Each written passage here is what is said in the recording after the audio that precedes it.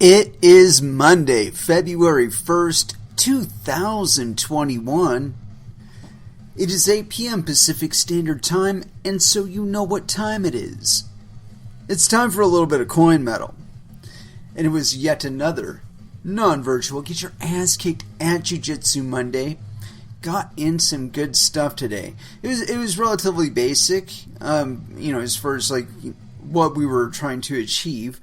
But it did include some leg entanglements, and of course, you guys know that's like my worst suit with regard to jiu-jitsu.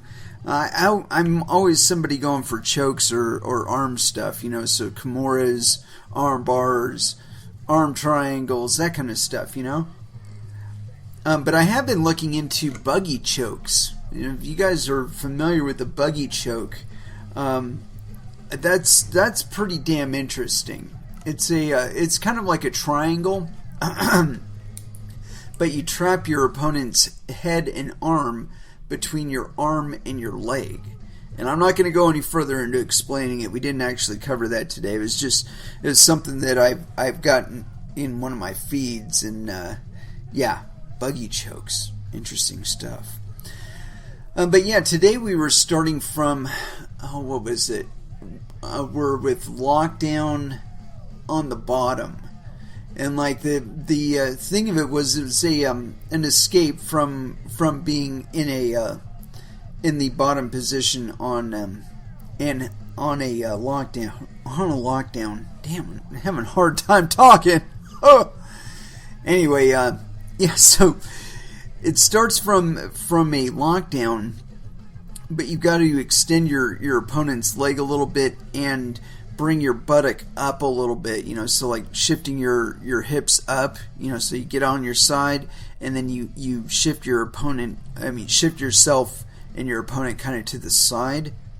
And that's so that you can get your foot that you've got over, so like your left foot in this case, in front of their thigh, and get it back around to where you're actually in a regular butterfly guard.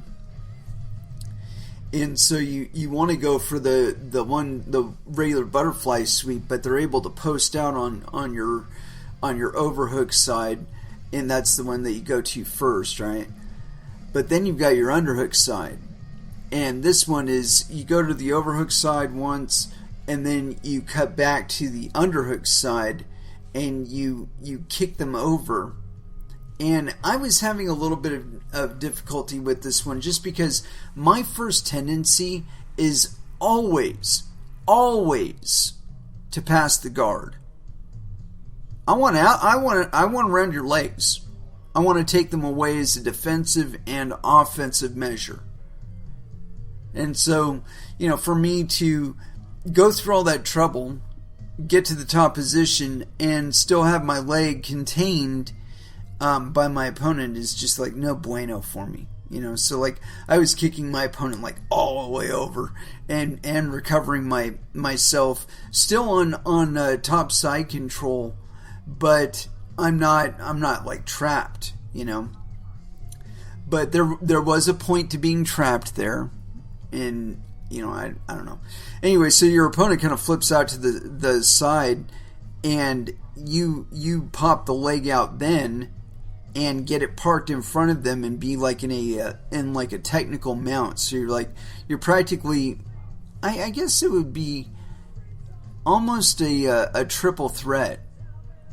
Like if you actually had the arm and gift wrap, it would probably be a triple threat.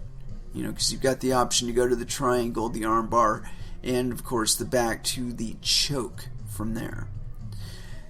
But anyway, so yeah, it gets you kind of like up to a triple threat, or in this case, a technical mount.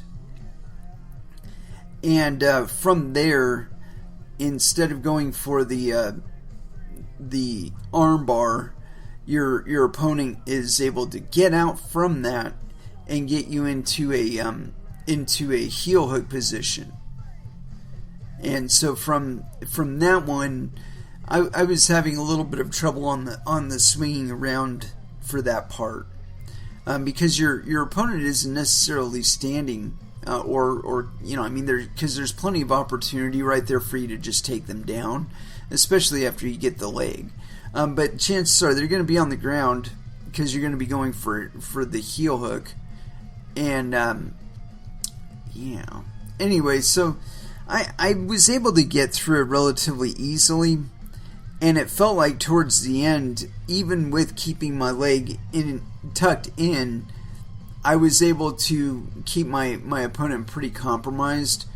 And I don't know if I was doing it on the wrong side. It felt like I was doing it on the wrong side because I retained the overhook the entire time. And so, it's like I've got my leg in quarter guard, kind of. When my opponent's still got my leg in quarter guard, where he's got my ankle trapped by his thighs. But I've got an overhook on him, and a really extreme one at that. And like if I were to lean in a certain position, I think I could have probably gotten him to tap, because I mean I had that overhook in really, really, really, really tight. And so like if I pulled up just a little bit, I could feel him, like there was enough tension there in his arm where he could have conceivably tapped. But I don't know, it felt really weird being in that position where I've got the overhook and I'm trapped in quarter guard. I'm like, I want my leg free of that. So that when I do step back into that technical or the triple threat, as some of us are familiar with it as, when I'm moving back into that, I'm drawing the conditions there for how far I bring my leg in and what time. I mean, because I could just as easily just keep my foot directly on top of my opponent's hip, because you got them turned up on their side there, and you got your knee up right behind their shoulders. And so, like I said, I could just park it right on the top of the hip there, because I'm already behind them. They're not going to roll backwards to get away. And if I've got the foot on the right angle on the hip, I can keep them kind of trapped from going forward, rolling forward away from me. But anyway, having the leg all the way over, it's good, because then you can just like step up, bring it straight up to an S mount, and like I said, either a triangle, navigate around to the back, and trap the arm on the other side, and just keep the leg under their arm and navigate it around to the back, to where you just like roll backwards, hook the arm under their chin, and you've already got the arm compromised on that side. And so it's just a nice little RNC from there. But yeah, that's the nature of the triple threat, is that all those options are plainly available to you. And that one's actually even easier if somebody's got a gi on, because then he can just reach over like underhanded and grab the collar and pull it tight. So like in this case, it would be the left lapel. You grab it and you pull it really tight to where it's all the way across your opponent's throat, and then you grab the right lapel with your left hand and pull it out straight. And that's like a reverse zipper choke kind of thing. Yeah, but anyway, so all told, it was a constructive day. I definitely need to be working my dexterity on my lower body more. And so it was a pretty good day for that. But anyway, so we'll keep it nice and short and sweet. Let's go ahead and throw down with some music. And as far as where we're going to go with our first dance, I've been feeling like playing this one pretty much all day. And so here it is. Institutionalized 2014 by Body Count, First Dance, here on Coin Metal.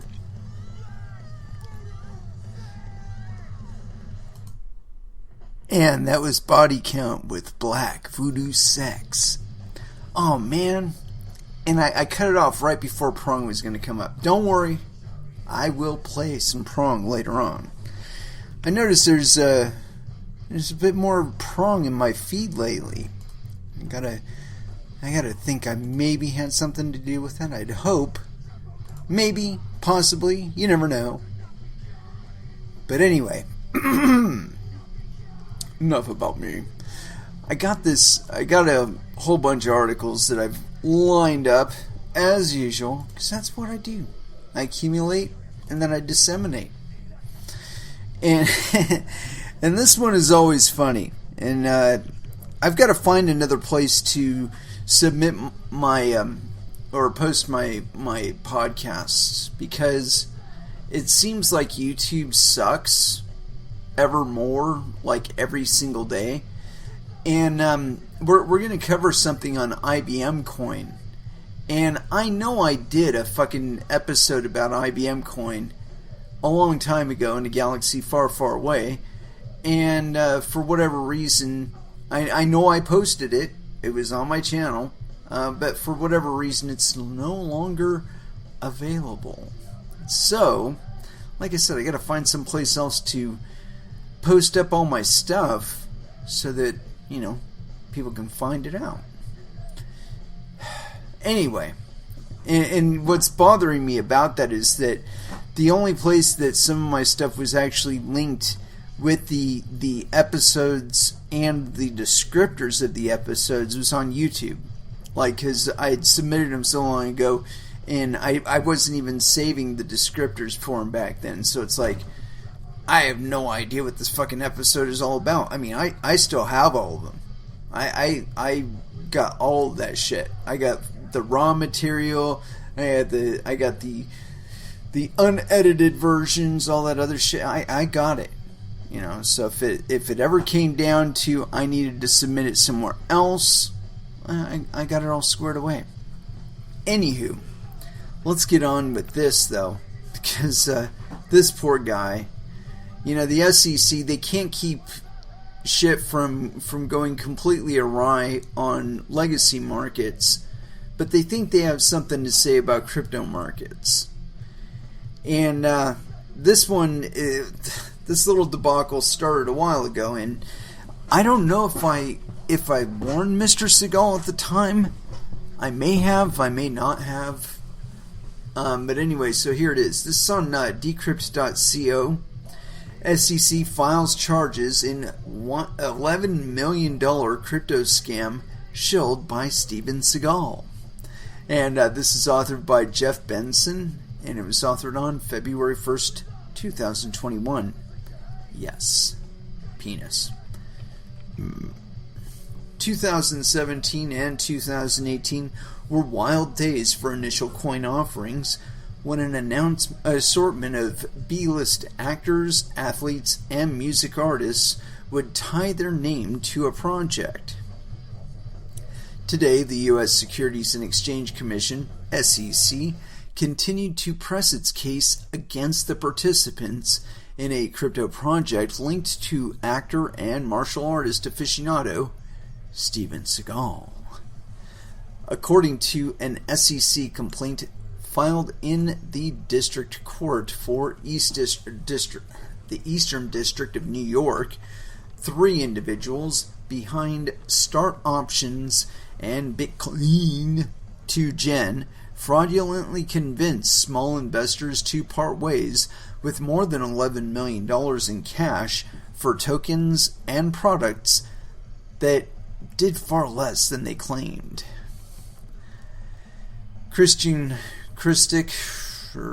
yeah, I guess, and John DeMar were the founder and chief marketer, respectively, of Start Options, which purported to be a platform for trading and mining cryptocurrencies, as well as Bitcoin 2Gen, a token the SEC says is a, quote, sham. Quote, DeMar fraudulently misappropriated at least $1.8 million, nearly half of the fiat currency he raised from investors for his own personal benefit, including car payments and personal credit card debts, reads the SEC complaint. Christic, meanwhile, received more than $9 million of investor funds in fiat currency and digital assets. Christic allegedly pulled out of the scheme in 2018 without refunding investors. this despite DeMar calling Start Options, quote, the largest Bitcoin exchange in euro volume and liquidity. The third person named in the complaint is Robin Enos, who the SEC says received about $12,000 from DeMar for assisting in the marketing effort. The two allegedly erroneously claimed B2G tokens would be mineable and tradable by April of 2018, the same month Christic abandoned the project. Segal was previously fined by the SEC last February for marketing Bitcoin to Jen without revealing he had been paid $157,000 in B2G tokens to do so. Segal promoted Bitcoin to Jen in February 2018 as a way to, quote, empower the community by providing a decentralized peer-to-peer payment system with its own wallet, mining ecosystem, and robust blockchain platform without the need of any third party. Of course, that was before the token became worthless. Today's complaint seeks financial penalties, disgorgement, plus interest for aggrieved investors, and injunctive relief against the parties. DeMar also faces criminal charges filed by the Department of Justice and U.S. Attorney's Office for the Eastern District of New York. Yeah. So, was it right? Was it wrong? I don't know. I think that it's just as likely that the SEC submarined a potentially viable project by their aggression. And, here again, we have an issue where there was a corporate body involved. And this means that there is a head to attack. No head, no body, no attack. If you put a head on it, that means it's got a body, that means it can be attacked. This is why Satoshi Nakamoto bailed. He figured it out really fucking quick. As soon as he heard that one dude mention, and I think it was Mark Andreessen or somebody, I can't remember the name of the guy specifically, but he mentioned that, oh yeah, by the way, I talked to the CIA the other day, and he's just like, what? Alright. Ghost. Gone. No more. Bye-bye. Smartest movie made. Well, second smartest. The first smartest was putting Bitcoin out as an open source project. That was the most fucking intelligent thing he could have ever done. I mean that was really, really smart. And you guys will probably appreciate this more in probably a year or two. See, I think that the crypto space is going to have another renaissance. I think it'll shake out a little bit differently than some people would hope. And probably even differently than I think. But one of the things that I think will happen within the next year or so, maybe a year, maybe two. I don't know. Things travel really fast in crypto. See, we've seen an increase in interest of retail investment day trading. And this is because people are sitting on their asses at home, not working, not going to school, not doing those things that they would normally be doing, and so they have to do something else to make money. And of course, it comes down to, hey, you know what? My cousin's brother's aunt's monkey's uncle was a trader. He makes all his money trading. Maybe I could do that. Well, you know, and that's just like a rock at the top of a mountain just beginning its travel downward. and before you know it, that rock ends up in a rabbit hole. It's a good thing. It's a positive thing, because honestly, I think most people are capable of understanding high order economics. What I think that they lack is exposure and understanding of how it's at play in their everyday lives. And once they get an appreciation for that, they make much more informed decisions. Much more informed priorities with regard to how they dedicate their capital. And I know that that's against some people's best interest. Well, I mean, if fooling me through my own ignorance or just lack of knowledge is what's necessary in order for you to win, I'm sorry, kid. You're gonna fucking lose in the next term coming up. Because people aren't just gonna be remaining ignorant in the corner like they've thought they've had to do for a while now. That these tools are in the hands of the average person. Which means there are exceptional people out there that are playing with it already.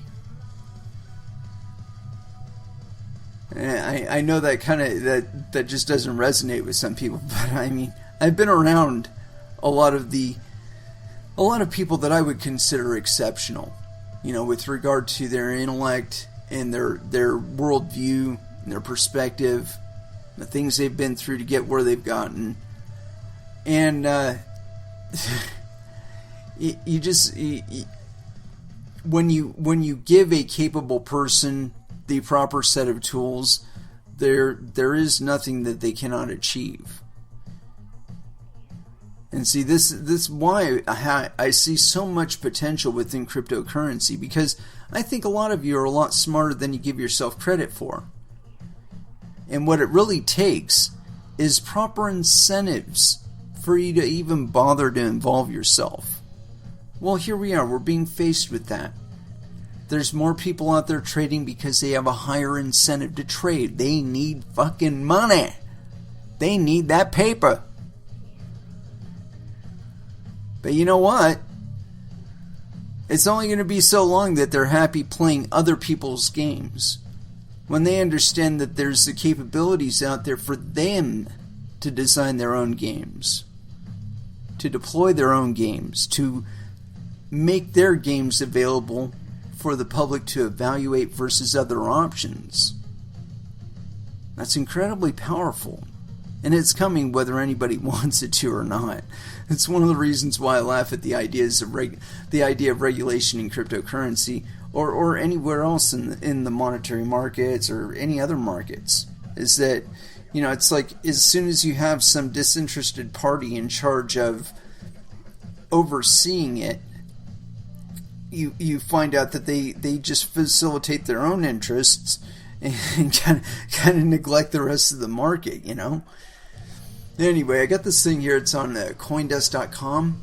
IBM blockchain is a shell of its former self after revenue misses, job cuts, sources. And this is by Ian Allison. So yes, penis. And this is authored on February 1st, 2021 at 9:58 a.m. PST. IBM has cut its blockchain team down to almost nothing, according to 4 people familiar with the situation. Job losses at IBM, NYSE IBM, escalated as the company failed to meet its revenue targets for the once feted technology by 90% this year, according to one of its sources. Quote, IBM is doing a major reorganization, said a source at a startup that has been interviewing former IBM blockchain staffers. Quote, there is not really going to be a blockchain team any longer. Most of the blockchain people at IBM have left. IBM's blockchain unit missed its revenue targets by a wide margin for 2 years in a row, said a second source. Expectations for the enterprise blockchain were too high, they said, adding that IBM, quote, didn't really manage to execute despite doing a lot of announcements. A spokesperson for IBM denied the claims. Quote, our blockchain business is doing well, thank you. Holly Haswell, a director of public relations at IBM, said via email. Dude, she's in PR. What else would you expect her to say? Quote, "We have realigned some leaders and business units to continue to drive growth. We do that every year." A former IBM staffer who had been working on enterprise blockchain, however, said there have been a succession of, quote, resource actions, or RAs, which basically means firing people based on business performance as opposed to personal performance. Quote, "I would wager that less than 10% of the blockchain product and engineering team is still working on the IBM blockchain," said the ex-IBM source. Quote, "There have been tons of reorgs. Pretty much everyone is gone. IBM is now 100% focused on hybrid cloud, so everything that doesn't support that is deprioritized." They're trying to compete with Amazon for cloud storage? Are you fucking kidding me? Anyway, continuing. IBM has pumped a lot of money into blockchain since 2016, when it began talking about the technology's potential to transform the way that industries do business. If IBM's blockchain innovation work is now confined to some R&D and does not even extend to consulting, as one of the sources said, this sounds an ominous note for the enterprise blockchain space in general, perhaps particularly for the Hyperledger collection of blockchains, to which IBM was a key contributor. In its recent full-year results statement, IBM as a whole reported revenue fell by 6% on an annualized basis. Looking back to its 2017 financial statement, IBM itself said, quote, "Blockchain leader for business." All mention of the technology is now absent from the company's statement. No more TV commercials. In the past several years, IBM has pushed ahead with a series of blockchain networks built on Hyperledger Fabric. Big Blue's major blockchain networks are Food Trust, a farm-to-supermarket tracking system backed by Walmart, and TradeLens, a shipping container logistics blockchain backed by Maersk. IBM has also added the Trust Your Supplier network and previously had to go at payments via WorldWire.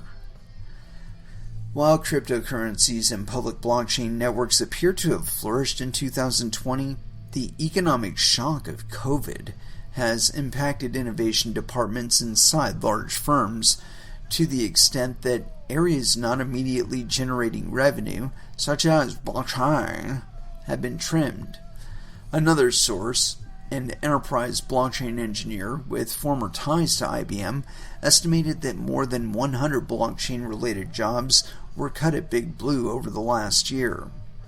The source also pointed out that Jerry Cuomo, IBM's head of blockchain and an evangelist for the tech going back to 2016, has been moved and is now working on artificial intelligence.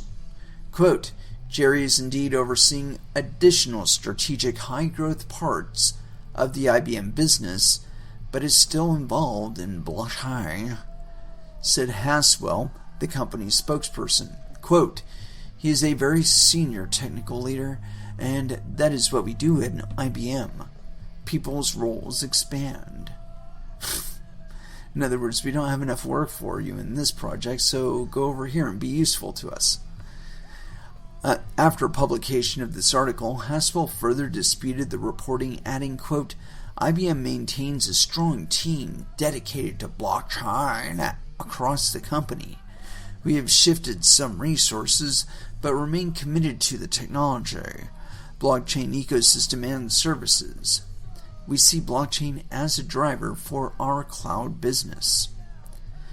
And so that's it's an interesting way of putting it, but it seems to me that the people that are actually finding utility with regard to their project is relatively limited.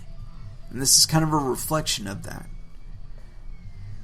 And I'm pretty sure I said it at the beginning when IBM was talking about a coin, and I think I even called it IBM coin. I'm not sure. But the point being that this is not a new project. They stuck with it for a long time, and they had really high expectations for it. And there's nothing wrong with that. The problem with it is, or as I saw it this entire time, was that they focused on making it an enterprise service that they provide. Only they provide. It lacks the consensus of a multitude of independent, ad hoc miners, volunteer miners, doing it out of their own self-interest. And see, this is what's always really bugged me about IBM's ventures into cryptocurrencies, that they're all focused on this blockchain that nobody else is participating in except for them and maybe a few other banks and maybe some participants in academic stations, but they're not public miners.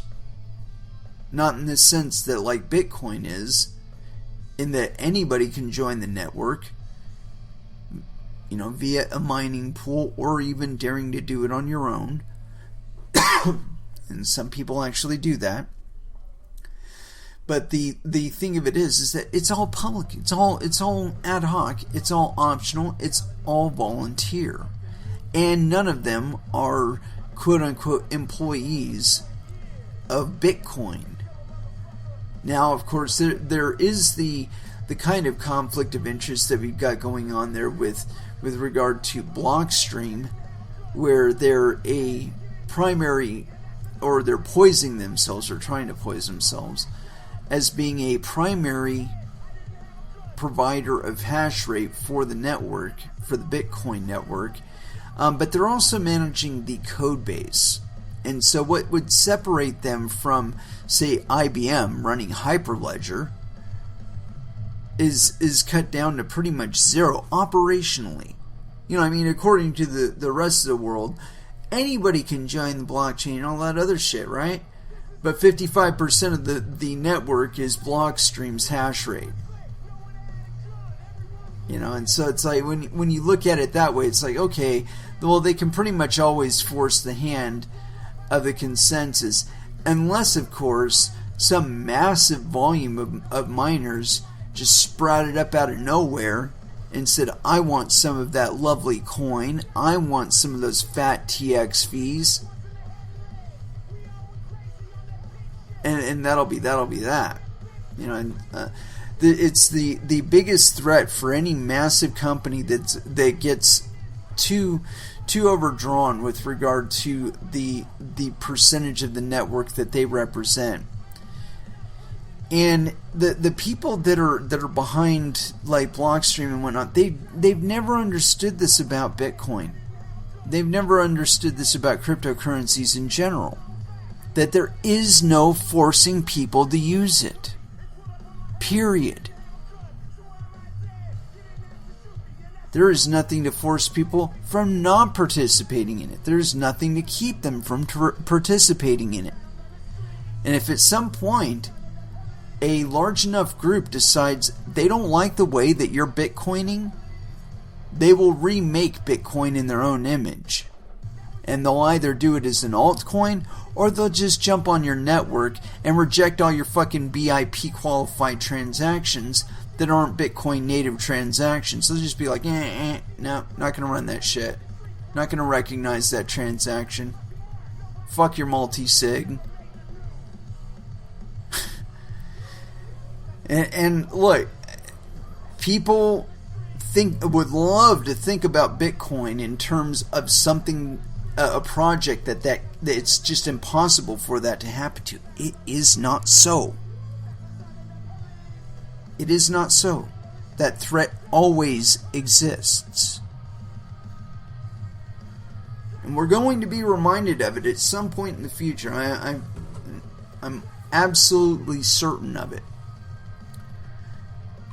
Anyway, got this other thing here, and kind of just freeballing it a teeny tiny today, but I am trying to encapsulate a generalized thought for the evening.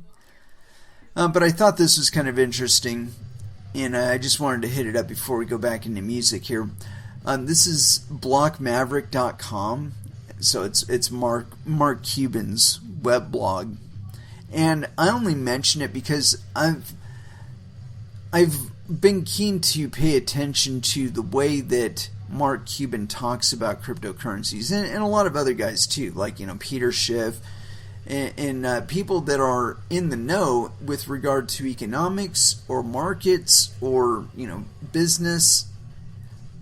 These people's perspective on cryptocurrencies, it has a little bit more weight, I think.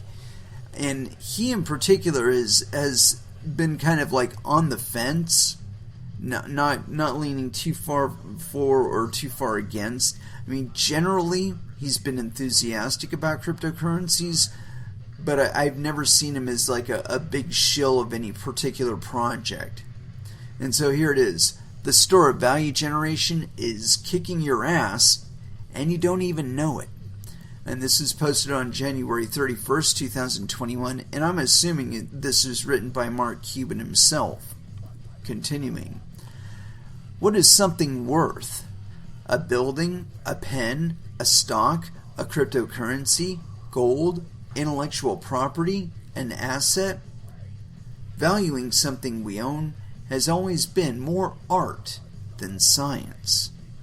When I was a kid and started to collect stamps, I collected them because my mom had done the same thing as a kid. She turned me on to the history lesson that came with collecting stamps. Then, when I got to be about 15 and started going to stamp shows and add to my collection, I quickly realized that there were inefficiencies in that market. The same stamp was selling for different prices at multiple stamp dealers at the same show. It didn't take me long to realize that I could buy from one and sell to another. I literally bought a stamp for 50 cents from one stamp dealer, and an hour later sold it to another dealer at the same show for $25. I quickly went from being a collector to being an investor, trying to take advantage of these inefficiencies and saving some money to help pay for college. Watching what has happened with Wall Street bets reminds me of those days. There are inefficiencies and traditions in every marketplace that have become so ingrained by the power players that they literally think they are the, quote, rules that most, if not all, participants will follow, until they don't. It often starts on a small scale. A kid finding discarded items, cleaning them up, and selling them on eBay, turning this into a business, or getting trading cards from somewhere, looking up the value online, and then selling them for more, turning this into a business. You love to see it. The path of finding inefficiencies has followed an interesting path from purely analog when I was a kid, and you had to have something to go somewhere and sell face-to-face or by mail or use an intermediary like a broker, to using the internet and sites like eBay or other marketplaces to sell their physical goods. Now we are seeing the next step in that evolution. What happens when everything is digital? What happens when literally anything digital can be a store of value, including a share of stock? What is a store of value? It's something that some number of people assign value to and are willing to pay for and then hold on to, hoping that circumstances increase the value of that item. One of the most historic and visible stores of value is gold. Gold bugs would tell you that gold is a store of value because of its history as the foundation for currency, or actual use as currency. That it's a hedge against inflation, that it has intrinsic value because It's used for manufacturing and jewelry. It's all narrative. There are plenty of other, quote, precious metals that meet the same criteria, but gold has more buyers. When the number of buyers increases, the price goes up, and vice versa. There is nothing unique or special about gold other than enough people believe the story to buy gold. Trading cards, art, cars, stamps, and many other collectibles are also perceived as a store of value. One of the reasons they have worked as a store of value is they require physical ownership as proof of existence and confirmation of scarcity.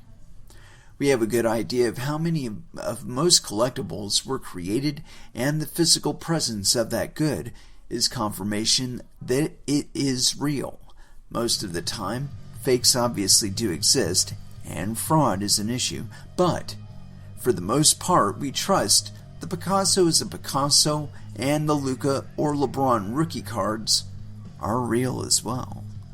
Of course, those who collect them as an investment hope that their value will go up, and they very often do go up, leading to profits for those who own and then sell them.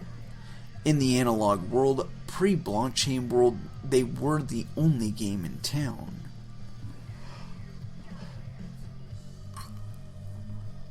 But something changed over the past 3 years. Crypto enthusiasts will tell a different story, saying that this has been going on since 2009. The blockchain has evolved to support smart contracts and the ability to uniquely identify digital goods and the transactions associated with them.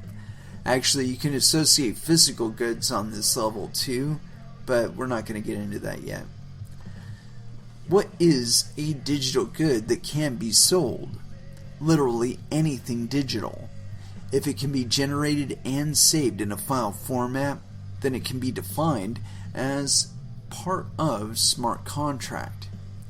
That smart contract can be powerful with plenty of, quote, if this then that rules that allow for levels of control of that digital good, which in turn can define its availability or scarcity, what happens when it's sold, whether ownership is confirmed, and my favorite, and what I think of it's possibly the ultimate game changer, whether or not future sales pay for a percentage of every sale to the person/company who originally minted the digital good.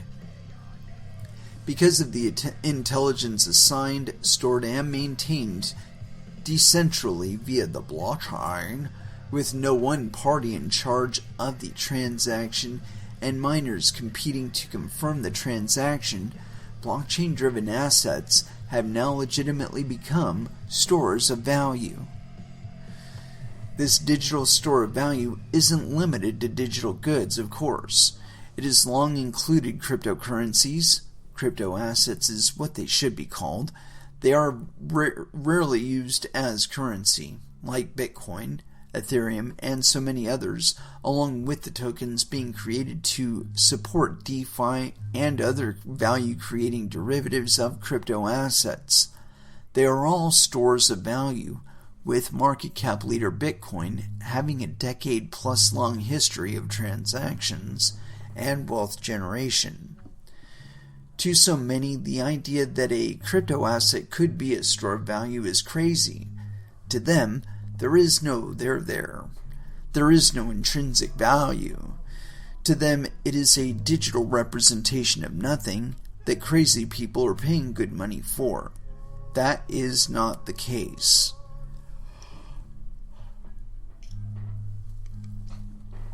Old schoolers say that you need to have something, quote, tangible in order for there to be value, and we will deal with fraud after the fact.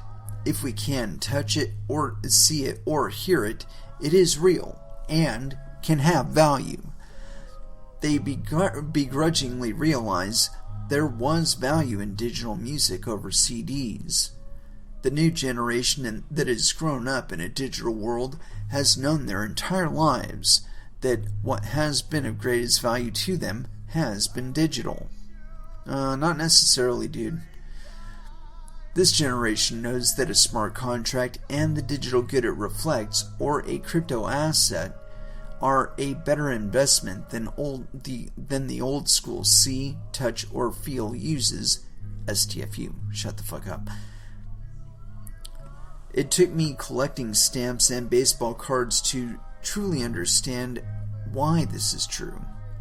When you collect stamps or cards, you have to worry about getting them graded. Is it mint condition or question mark? You have to store them and maintain their current physical state. You need to protect them and keep them safe. When you want to sell them, you need to physically deliver them, which entails considerable risk during shipping. Because much of the industry is person to person, there are a variety of other risks and costs introduced into the system as well. All of these are expensive, time-consuming, risk-increasing, and annoying. With a digital trading moment on NBA Top Shot as an example, you have all of the fun, none of those risks, and the value is still set by the same laws of supply and demand. I get to enjoy knowing I own my Maxi Kleber dunk moment, along with knowing the serial number and much more. Some people might complain that I can get the same video on the internet anywhere, anytime, and watch it. Well, guess what? I can get the same picture on any traditional physical card on the internet and print it out, and that doesn't change the value of the card. And when I want to sell the card, NBA Top Shots offers a marketplace that I can sell it in, which by virtue of the site being created on Flow blockchain offers me the ability to see every Maxi card being offered, the serial number, its price, and more. All the foundations required for a consumer-friendly, efficient marketplace. But I do have to add that I don't know why anyone would sell a Maxi moment. Maxi is a top 10 defender in the NBA. Just saying. With digital goods, I still have... and to fast forward that. With digital goods, I still have the same sense of ownership as with the physical good, and again, the value is still set by supply and demand, but I have none of the hassles beyond remembering my passwords and dealing with wallets, both of which are getting easier and easier. And the funny part, if you're an old school physical good owner that wants to share what they own with someone else, what do? They take a digital picture of the item and send it, or the link. Plus, there are tons of additional benefits of digital goods that are even more evident in the new and growing digital minting and marketplace destinations. Sites like Mintable and Rarible, where I have minted digital goods and offered them for sale here and here, and marketplaces that enable the sales of either curated or open-hosted digital art and beyond, like OpenSea, Nifty Gateway, Super Rare, or those like NBA Top Shot and Bitcoin Origins that create and mint their own licensed content. The transparency is the biggest upside. I can see the history of every buyer and bidder. I can see what they own, what price they paid. For every digital good, I can see what the marketplace is for any digital good. CryptoSlam is a great example of this, and I can transact in minutes or faster. When I want to buy or sell something, I just go for it, and the deal is done. Plus, I need to add that the barriers to entry, while not non-existent, are far lower than traditional art and collectibles. opening the door for some incredible new talent to be discovered.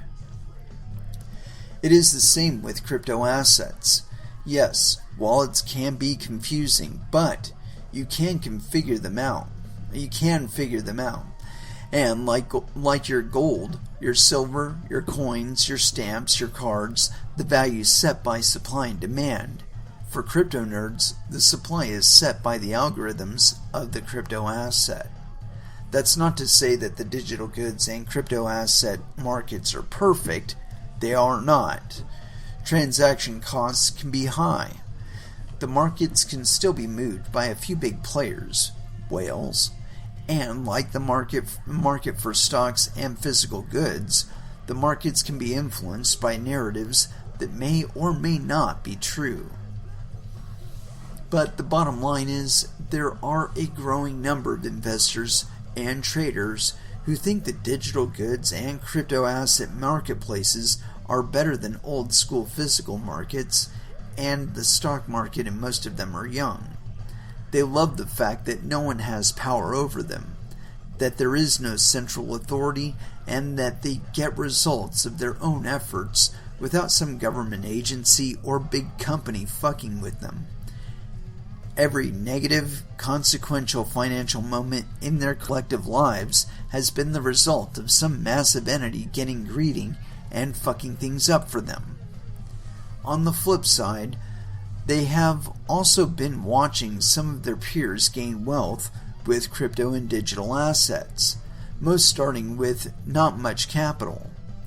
These peers have also been very vocal about the lack of interference by old schoolers with crypto and digital assets, and much of those gains have come from all of them doing the same thing, buying and holding on for dear life. They have learned that with digital assets, acting in unison can bring wealth to those who otherwise would not have access to it. That is power, and they know it, and they are learning how to use it. So what does this have to do with Wall Street bets and GME and other stocks they are trading? Well, it's pretty obvious that the WSB traders are applying the same principles of digital/crypto asset world to the stock market, and they are loving the fact that the old schoolers are hating it. They know that Wall Street hasn't changed much in generations. Sure, it has gone digital in many respects, but the game has always been the way the game has been played has not changed. Wall Street is 100% top-down controlled and regulated. Which stock is next in the S&P 500, which is removed, no one knows, but it is provocative and can change fortunes for investors. SEC decides to use their own in-house administrative law judges and prevent defendants from having their constitutional right to a jury trial? Yup. You can't afford to fight them. Tough shit. Big brokerages get to have calls and put out notes to their millions of clients with price targets in hopes of moving markets, but think it's wrong for subredditors to do the same. Yup.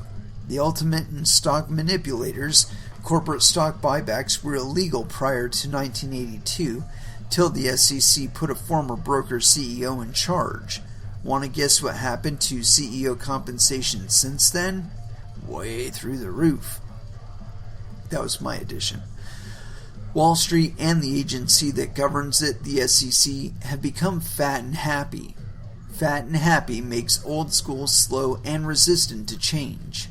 Very resistant, and obviously not unaware of the change that is happening around them, which leads to what they are missing and don't believe can or will happen. But first, here's what they do believe. They believe that no matter what the companies that small traders buy or digital assets they buy will go down in value considerably. They look at companies like GME, AMC, BBBY, and understand what happens with a short squeeze and how that can force prices up. But, as bad companies, the prices will come back down, because that is the way pricing in the stock market has always worked, and there is some truth to that. The stock of companies that go bankrupt are either redistributed to debt holders or fully canceled. Yes, there are other options, but these suffice. If the companies that WSB and other collectives of investors go after go out of business, their stocks become worthless as well. What they don't understand is that the collectives like WSB understand that completely and accept that risk. Put another way, the old schoolers think they are smarter. They are not. Now we get to connect the dots of how, quote, the store of value generation is kicking the old school's ass. The generation doesn't care what old school Wall Street thinks or says about valuations.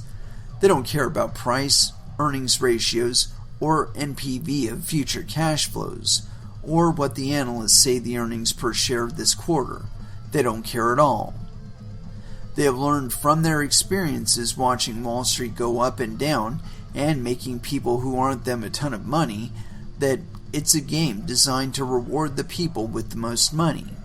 That all of these narratives are just sales pitches designed to sell stocks, and they want to change the game and kicking their ass.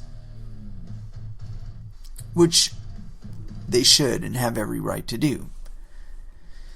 A stock is just another digital store of value, and like the stores of value that have come before and will be successful for generations to come, the more decentralized the power that comes with the collective working together. Sure, every single person knows they can make or lose money from their trades, whether it's GME, AMC, Bitcoin, or AVE.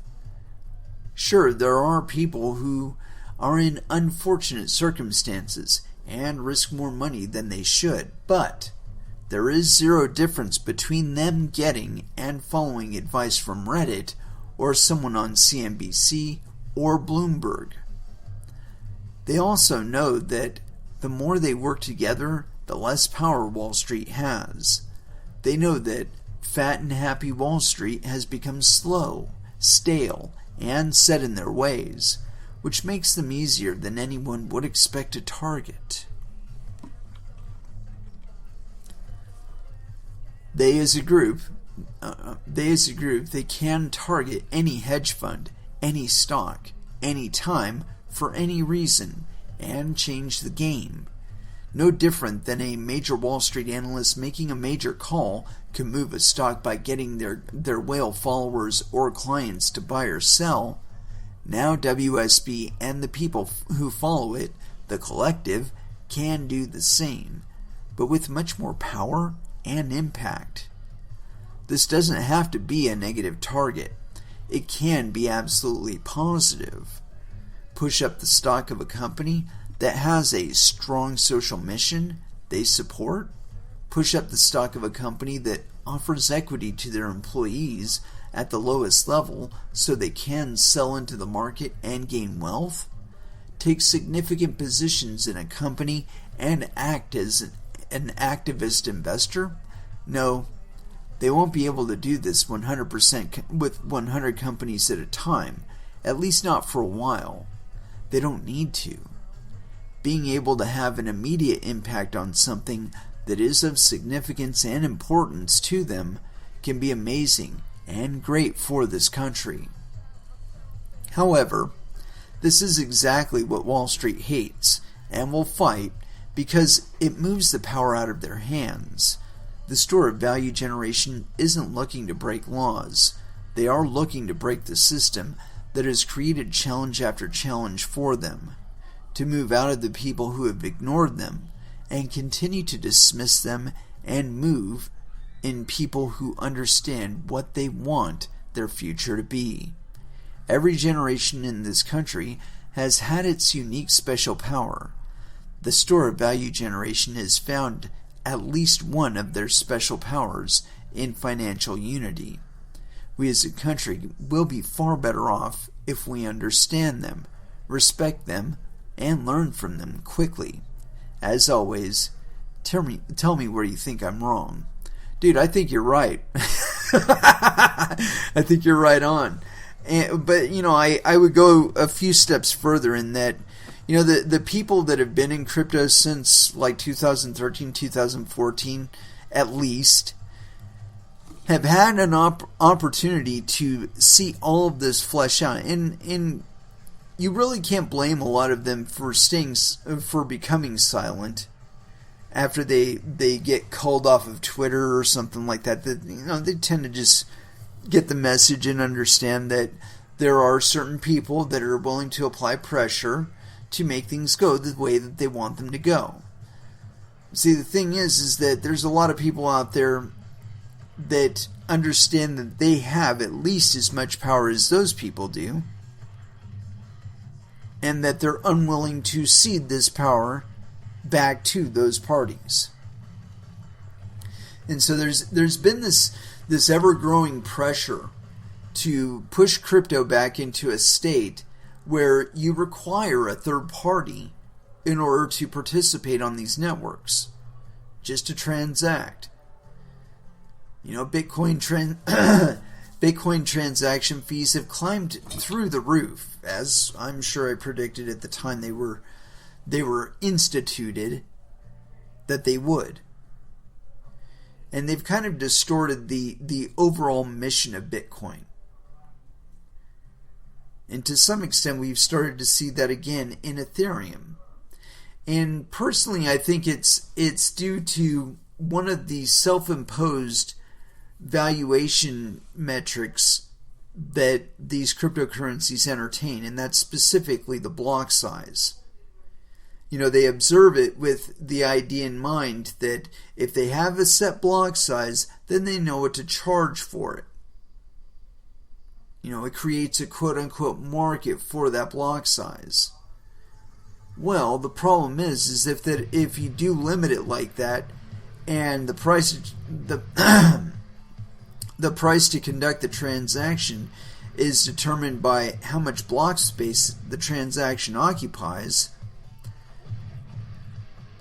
over a long enough period of time, you'll be placed in a situation where that block space is too expensive for you to submit your transaction on your own, and that you'll require a third party who is willing to submit your transaction in the form of a batch of transactions and keyed to one transaction.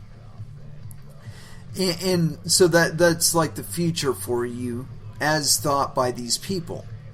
And these are the same people that like want to take advantage of wind generation, wind generated electricity, but they want to do it by erecting these huge turbines that are non-recyclable and only really benefit them, because it turns everybody that's a customer to them into a slave to them.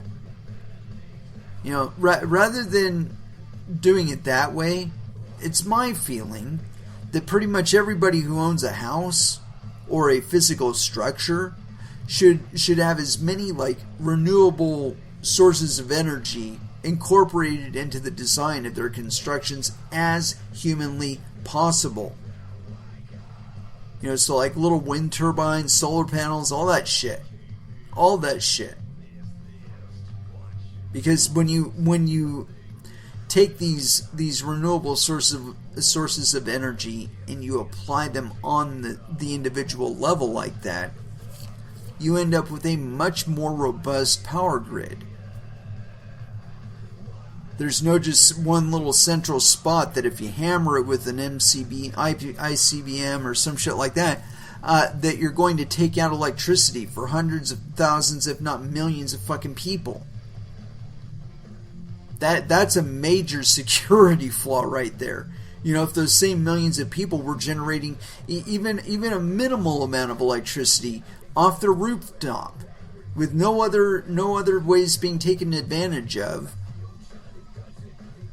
again, would make the system so robust that you wouldn't even fear that kind of stuff. It's like, oh, big whoop-de-doo, they took out 32 square blocks of Los Angeles County. We'll get by. But big whoop-de-doo, there's a fucking nuclear plant there. There's solar panels on my roof, the wind turbine on my roof, in my backyard. It's going to provide more than enough electricity for me. We'll be able to take care of it. See, that's the kind of future that's possible. That's the kind of reality that is possible right now. We have the materials. We have the production capacity to do it. And see, I think that because it is possible, it will happen. It's like it's within enough people's interests that it will actually happen. But again, that's just my perspective. I'm crazy, kind of like that.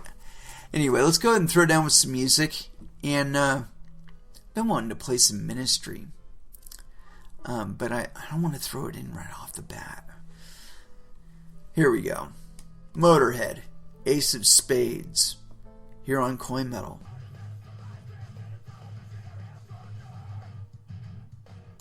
And that was Meshuggah with The Exquisite Machinery of Torture. And so, what else do we got? I actually got 2 additional ones that I want to try and fill in before the close of the show. And I think we can do it. So, let's go ahead and get to it.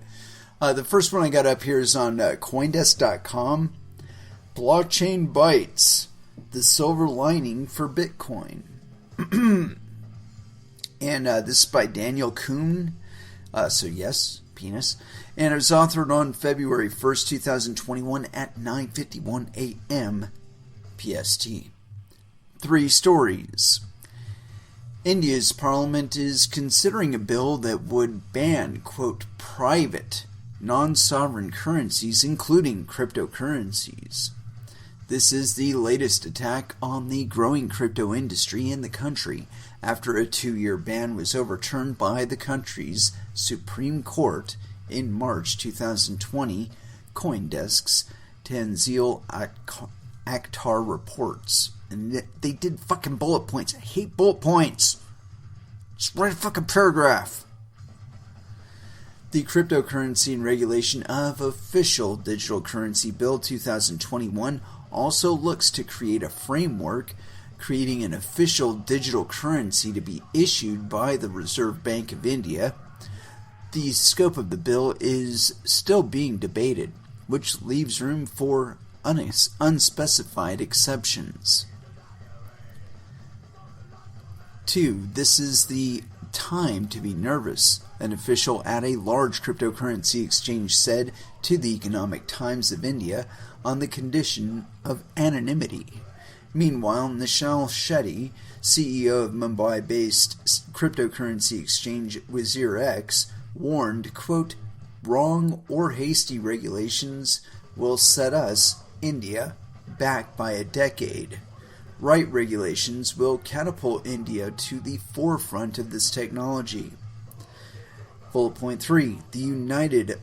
With a united parliament, the bill has a good chance of becoming law, making India the first major Asian economy to ban private cryptocurrencies rather than regulating them like corporate stocks. Switzerland now lets tokenized securities trade on a blockchain with the same legal standing as traditional assets. The law, which went into effect today, treats tokenized securities as a new asset class, providing legal ownership rights to investors via a blockchain, CoinDesk journalist Ian Allison reports. In a move that could have strategic significance for other jurisdictions, Switzerland's legislators decided against creating a separate digital asset regulatory regime, but instead grafted rules concerning distributed ledger technology onto the existing legal framework. It's not going to make any difference.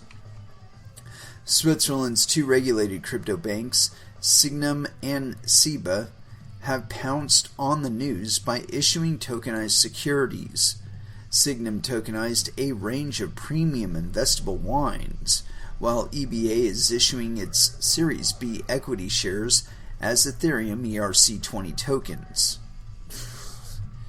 Separately, Zurich-based crypto broker AG was granted a securities house license by Swiss Financial Market Supervisory Authority, FINMA, allowing the firm to deal in the emerging world of regulated security tokens. Visa is exploring ways to make cryptocurrencies more, quote, safe, useful, and applicable.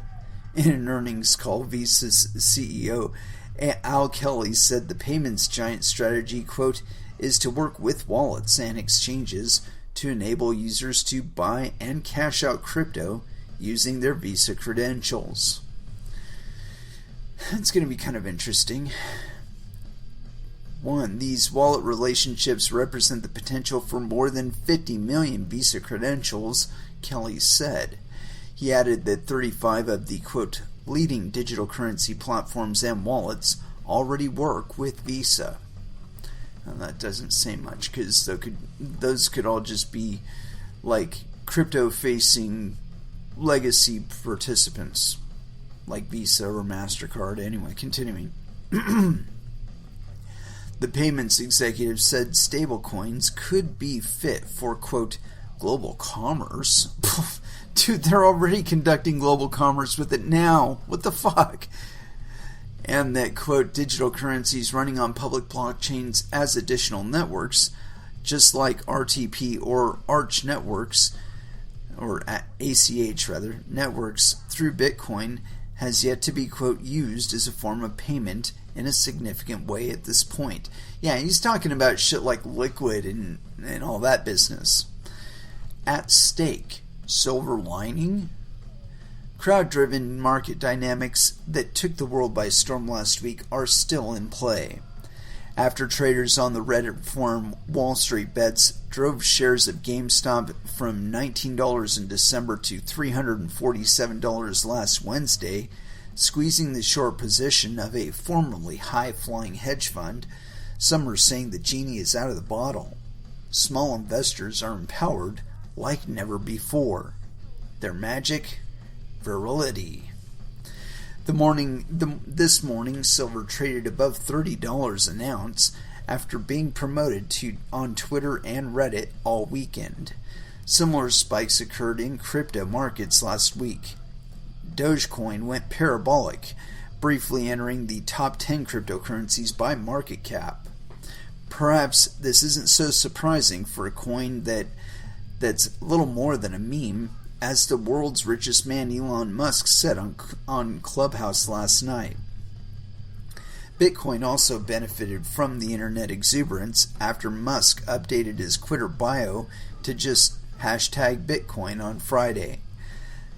A surge to 38,000 wiped out 387 million worth of short positions, though the momentum didn't last long.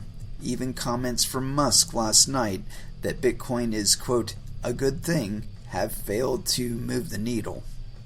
It's back at 34,158 right now.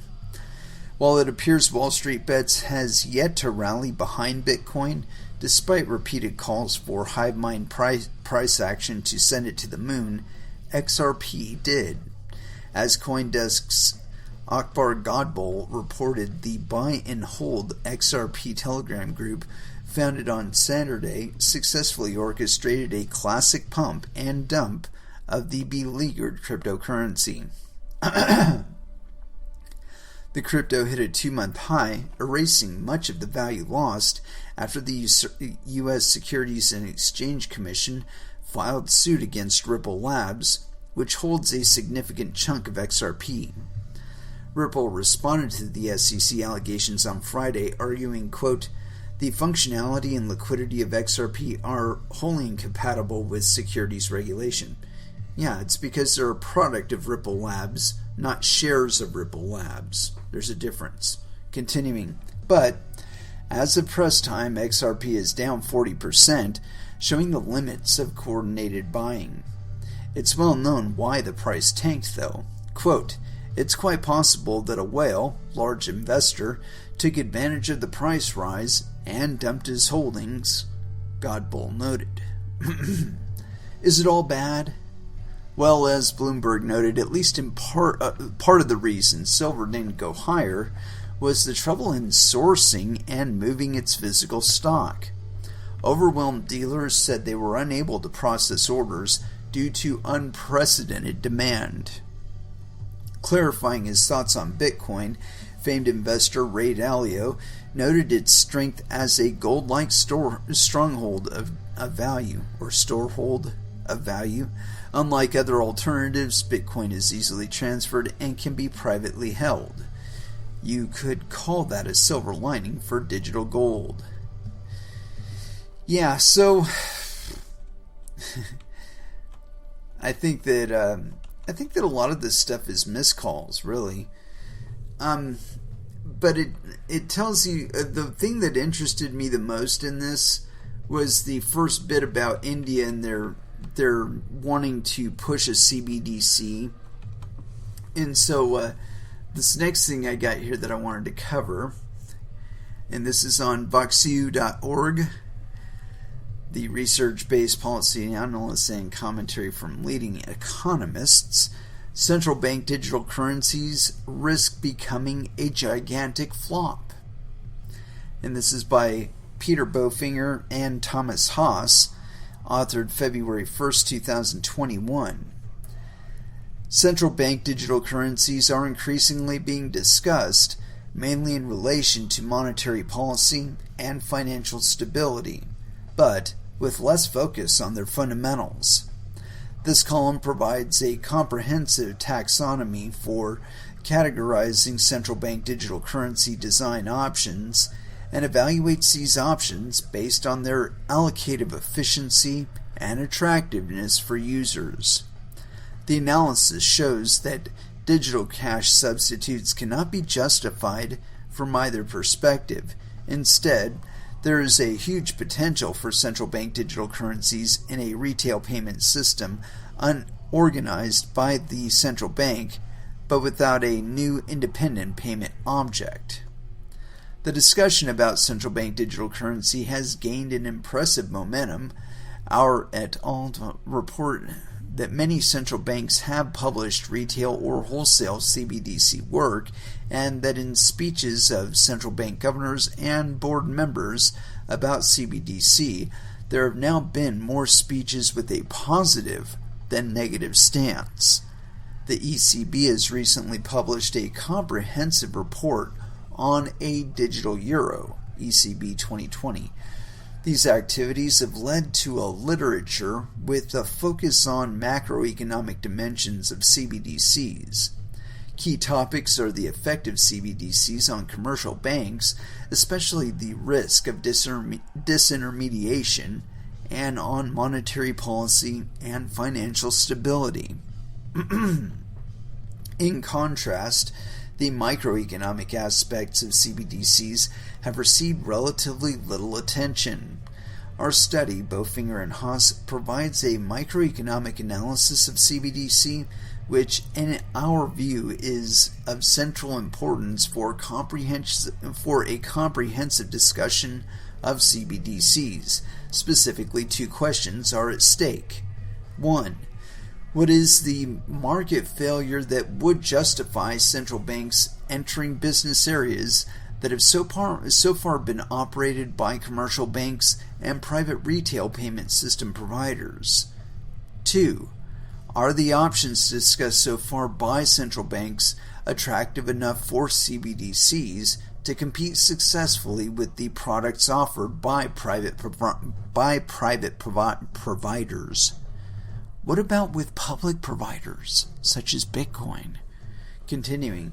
Finally, the microeconomic analysis shows that there is no such thing as a CBDC per se, but rather a variety of different design options. Therefore, a macroeconomic analysis can only make sense if we have first clarified what they mean by CBDC. CBDC design options. A systemic perspective is required for a comprehensive taxonomy of CBDC design options. From a systemic perspective, CBDC concepts can be presented in two separate but interrelated ways.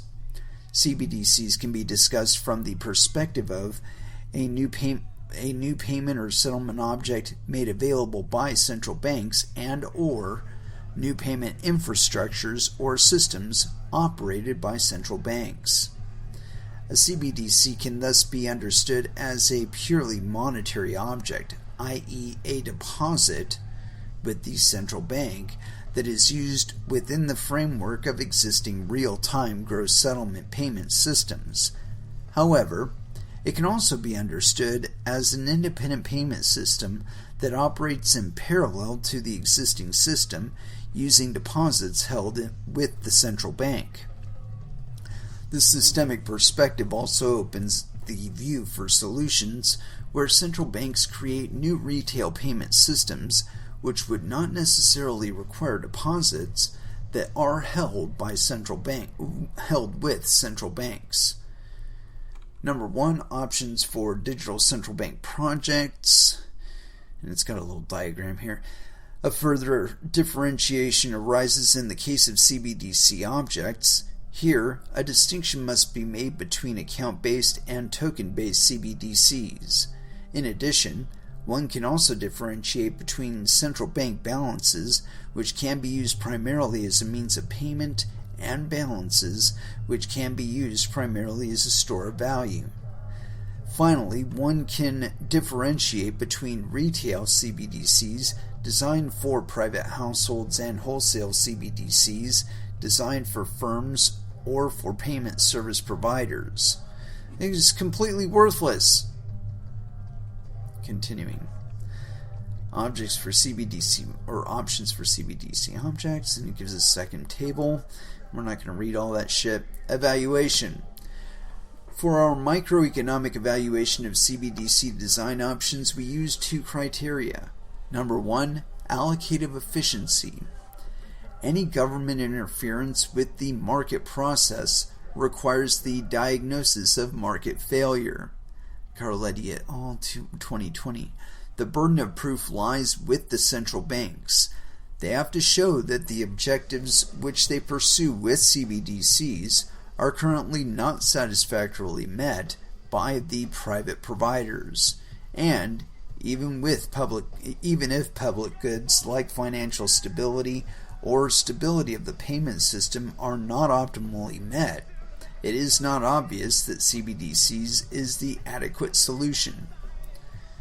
Attractiveness for users. If CBDCs are designed as new payment objects that are used within existing payment systems, the user perspective implies that CBDCs must compete with existing payment objects. Above all, cash and traditional bank deposits. If CBDCs constitute new payment systems, their acceptance by private users may be analyzed within the context of the existing payment ecosystem. For the reputation and credibility of central banks, it is important that any CBDC solution is attractive enough for potential users to adopt it. God damn, these people listen to my show. A narrow CBDC approaches the provision of CBDC objects as means of payment that are used within the existing payment systems, above all the real-time gross settlement systems operated by central banks. As the model by Benseal 2020 shows, account-based CBDCs can be designed in a way that they are mainly suitable as a payment object, but from the allocative perspective, there is no obvious market failure that could justify the provision of an ordinary bank deposit by a central bank. From a user perspective, having a direct account with the central bank could be attractive because of its absolute safety. But as bank deposits below 100,000 euros are protected by the deposit insurance schemes, holding smaller amounts of CBDCs, Benseal 2020, speaks of a limit of 3,000 euros is not an obvious reason to switch from a traditional bank account to a central bank account. In addition, it is unlikely that central banks would be able to offer the same spectrum of services that are associated with a private bank account, and if they decided to do so, this interference with private banks could hardly be justified by a market failure. The case for a token-based CBDC that could serve as a digital substitute for cash is also not obvious. While the allocative perspective could justify that central banks provide a digital substitute for cash for which they already have a monopoly, the need to comply with anti-money laundering regulations sets rigid quantitative limitations for such products. Accordingly, from a user perspective, the demand for a token CBDC will be very low, as they would only provide an imperfect substitute for cash, which today is especially attractive for payments in the shadow economy and as a store of value in periods of financial instability. An option that has received little attention so far is a CBDC that is designed solely as a store of value. Such a CBDC could only be used for payments to and from the commercial bank account of its holder. From the allocative perspective, the supply of such a CBDC could be justified by the need of nominally safe assets, which can only be provided by central banks. The demand of a store of value CBDC would come from firms and large investors with bank deposits of more than 100,000 euros, which would be bailed in the case of a bank restructuring. From the user perspective, this demand would depend on the interest rate for such deposits. Central banks could auction store of value deposits, which would give them a perfect control over their account. While there could be a high demand for such a CBDC, central banks do not seem to be interested in this option, as they fear that this could lead to a strong disintermediation of the banking system. Actually, dude, that's gonna... You're afraid of like climate change. Climate change fucking happens. And you know, I'm sorry if I'm breaking anybody's bubble on that one, but it's true.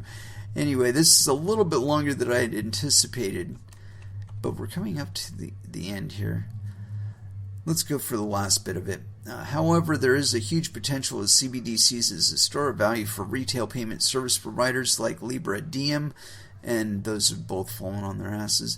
Astonishingly, central banks have so far not discussed this option, although it would help them to maintain control over private retail networks outside of the existing bank-based payment system that relies on central bank reserves and the existing central bank settlement systems.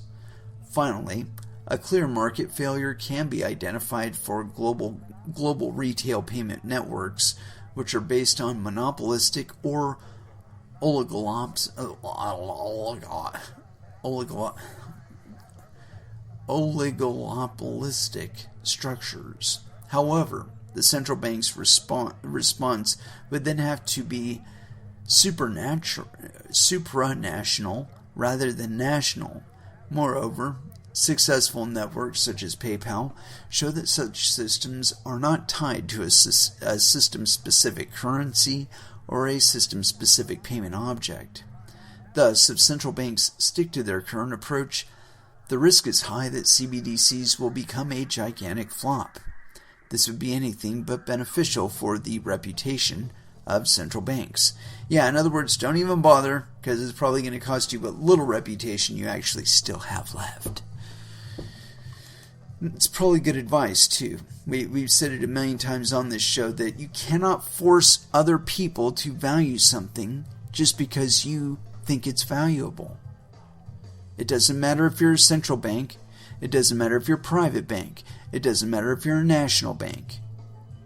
It just doesn't fucking matter. You can't do it. You can't create value for other people in their mind. You can give them little cues. You can say it's of limited supply, it's of limited issuance, and all. These are attributes. These are advantages it may have over existing options. And those are your selling points. And again, there's nothing wrong with selling your shit, right? But the point being that central banks can't really provide you anything like that. What central banks can do is disintermediate local banks, national banks, private banks, and act as payment settlement options for all digital assets. Forget about trying to make your own fucking currency. Make your own derivative based on maybe the daily or monthly or even annual volume expectation you may have to be transacted or at least saved with you. I mean, that's an option. That's a way forward. But the idea of a global type of CBDC that everybody is forced to transact with, in my honest opinion, I think that it'll fall flat on its face. That people will look at it, they'll look at the way that you intend to use it, they'll look at the way that you actually do use it, how you exert that control on the market, and if they don't think it's just, they'll fucking use Dogecoin before they use your shit. You can take that one to the bank. Anyway, it is with that I'd like to close out this episode. Thank you very much for listening. I certainly do appreciate the support. We will be back again on Wednesday at 8 p.m. Pacific Standard Time. And so until then, I want y'all to trade safe. Do your homework. And watch out for your own bunghole, because nobody else is going to do it for you. And so as far as our last dance goes, we're running a little bit into the red here, but we're going to go for it anyway. Big man with a big gun, 9-inch nails. Last dance here on Coin Metal. Thank you again, and y'all have an excellent evening. Good night.